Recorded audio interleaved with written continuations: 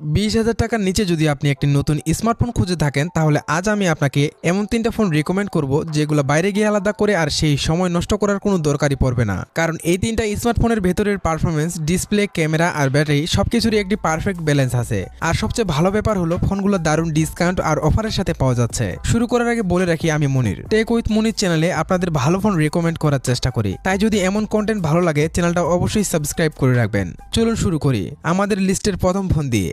এই ফোনটা মূলত তাদের জন্য যাদের 19,000 টাকার আশেপাশে এমন একটা ফোন দরকার যেটার ডিজাইন দেখতে সুন্দর, ডিসপ্লে ব্যবহার করতে স্মুথ লাগে, পারফরমেন্স এমন হয় যেন ফোন ব্যবহার করার সময় ল্যাগ না করে, হালকা পাতলা গেমিং করা যায়, আর সাথে যদি বড় ব্যাটারি পাওয়া যায় তাহলে তার কোনো কথাই নেই। এই সবকিছু আপনি পাবেন iQOO Z10X 5G ফোনটার ভেতরে। সামনে আছে 6.7 ইঞ্চির ফুল HD plus LCD display. AMOLED না হলেও 120 হার্টজ রিফ্রেশ রেট থাকার কারণে ডিসপ্লেটা ব্যবহার করতে যথেষ্ট স্মুথ ফিল হয়। ল্যাগ ফ্রি পারফরমেন্সের জন্য এর ভেতরে দেওয়া হয়েছে MediaTek Dimensity 7300 chipset, 6GB RAM আর 8GB RAM অপশন, আর সাথে UFS 3.1 স্টোরেজ।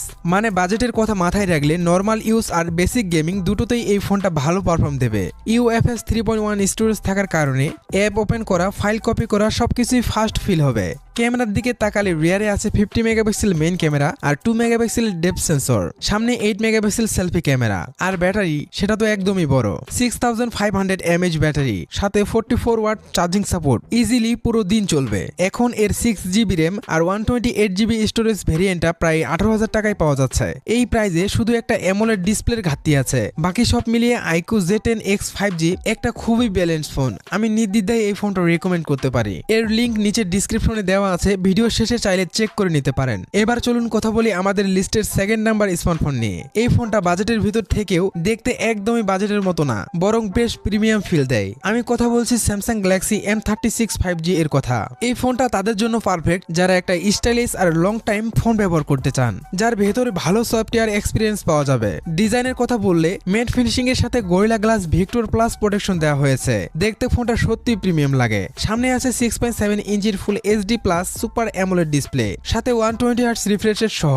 স্যামসাং এর সুপার অ্যামোলেড প্যানেল এমনিতেও নিজের একটা আলাদা নাম আছে। হ্যাঁ, এখানে ওয়াটার ড্রপ নচ আছে, কিন্তু এই বাজেটে এর চেয়ে ভালো ডিসপ্লে খুব কম ফোনেই পাবেন। পারফরমেন্সের জন্য স্যামসাং এখানে ব্যবহার করেছে তাদের নিজের Exynos 1380 চিপসেট। এই প্রাইসে ডে টু ডে ইউজের জন্য পারফরমেন্স একদম ঠিকঠাক, নরমাল কার্যক্রমে কোনো বড় ল্যাগ পাবেন না। কিন্তু এই ফোনটার সবচেয়ে বড় শক্তি হলো এর সফটওয়্যার। এখানে আপনি পাবেন One UI 7 আর সাথে 6 জেনারেশন পর্যন্ত OS আপডেট, মানে ভবিষ্যতে Android 21 পর্যন্ত এই ফোন ব্যবহার করতে পারবেন। ক্যামেরার দিক থেকেও ফোনটা প্রাইস অনুযায়ী বেশ ভালো। ফ্রন্টে 13 মেগাপিক্সেল সেলফি ক্যামেরা আর রিয়ারে 50 মেগাপিক্সেল মেইন ক্যামেরা OIS সহ।